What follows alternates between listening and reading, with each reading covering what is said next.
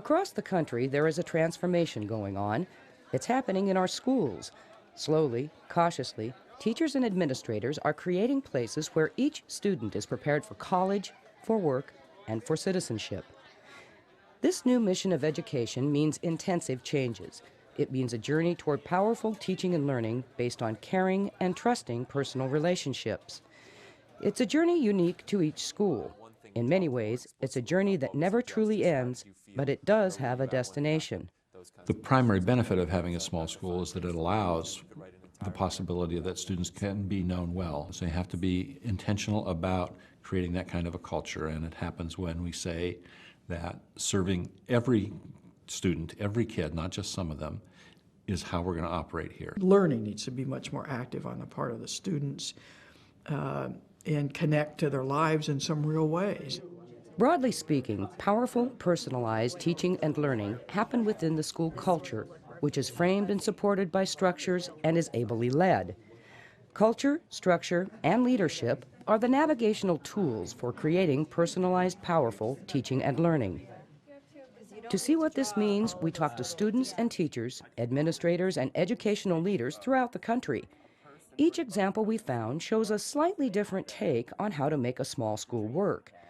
Their stories are told in more detail in the other 5 videos of the Picturing the Possibilities series. In those videos, we see personalized, powerful teaching and learning in action. We explore how schools integrate curriculum and how they create a culture of equity. We look at teaching strategies, including project-based learning, performance assessment, and community service learning. But right now, we want to see what connects these stories. What is the most crucial underpinning for any small school? It's getting kids wanting to learn something, sitting on the edge of their seat instead of leaning back and saying, this is dumb, that is going to allow us to succeed with these kids. And you can only do that if you know kids well and if you have enough time. And if it is accepted as a part of the culture that you are going to know kids well and you're going to advocate for them. Knowing kids well starts, where else? In the classroom. It comes by way of curriculum designs and classroom structures. Successful teachers listen to their students and give them a voice in their educational experience. We need to listen to students as they describe what they need in order to be able to learn. And then we need to give them some kind of power in that setting. Today, you guys, we're going to talk about habits of the mind. We're going to go through and learn what habits of the mind are. Angie Robles teaches U.S. history and English to juniors and seniors. At the start of the year, her classes spent several days developing their own rubric for a unit on World War I. They started with their academy's instructional framework, The Habits of Mind, and gave their own meanings to concepts such as communication, empathy, perspective.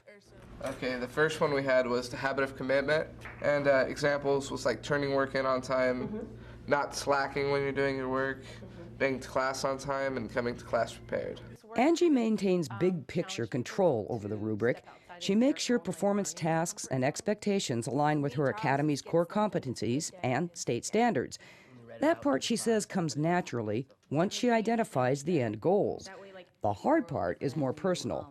If you let students design their own assessments, a teacher has to be willing to fail, and a teacher has to be willing to give up control.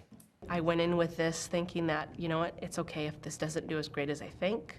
This is okay if I fail and fall and skin my knee. I need to use it as a learning experience. And if that means I'm willing to give up power and let them have that equal voice in the room, then that's something I do. And I think that's very important. It's like what Patricia said, it's not your fault if we don't like our grade, it's our fault.